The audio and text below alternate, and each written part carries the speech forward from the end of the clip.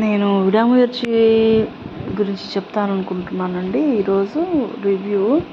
ఇది అజిత్ చేశారు కాబట్టి ఆయన సెలెక్ట్ చేసుకునే కథలో ఆయనకి రిలేటెడ్గా, ఆయనకి తగ్గట్టుగా ఉంది ఇది స్టోరీ.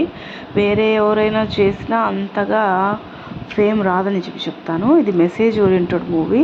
మన సమాజంలో ఏ విధంగా ఉన్నారు మనుషులు, వాళ్ళకి క్లోజ్ రిలేటివ్గా సొసైటీ ఎటుపోతుంది అనే దానికి, ఎటుపోతుంది దానికి అటు కాకుండా ఇటు పోవాలి అని చెప్పిన మెసేజ్ అని నేను చెప్తాను.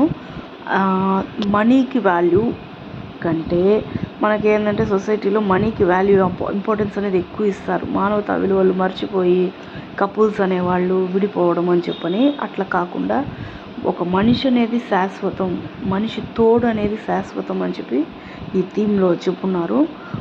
యాక్చువల్గా ఇది నెక్స్ట్ ఒక స్ట్రేంజర్స్ మన లైఫ్లో కొన్ని సెకండ్స్లో పరిచయమైన స్ట్రేంజర్స్ని నమ్మకూడదు.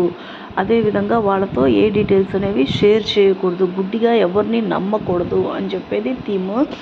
నెక్స్ట్ ఒక ప్రేమ, మనం ప్రేమించిన వాళ్ళని యాక్చువల్గా కడ దాకా ఒకసారి మనం కానీ ప్రేమిస్తే, వాళ్ళు ఎవరిని ప్రేమించినా లైఫ్ మధ్యలో కడ దాకా వాళ్ళని వెన్నంటే ఉండి కాపాడేదే ఒక ప్రేమ యొక్క లక్ష్యం అనేది ఈ చెప్పకనే చెప్పారండి ఈ మూవీలో.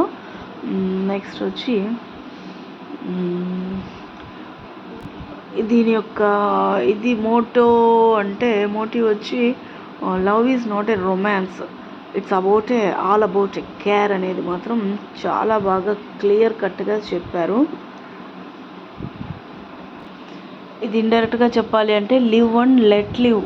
మన సమాజంలో ఏదైతే జరుగుతుందో అది అలా కాకుండా ఇలా రిసీవ్ చేసుకోండి అని చెప్పేదానికి ఇది ఒక ప్రత్యేక ఉదాహరణ అని చెప్పొచ్చు ఈ మూవీ అనేది. మీరేమంటారు? ఇంకా నేనేమైనా పాయింట్స్ మర్చిపోయానా ఉంటే గుర్తు చేయండి. Thank you.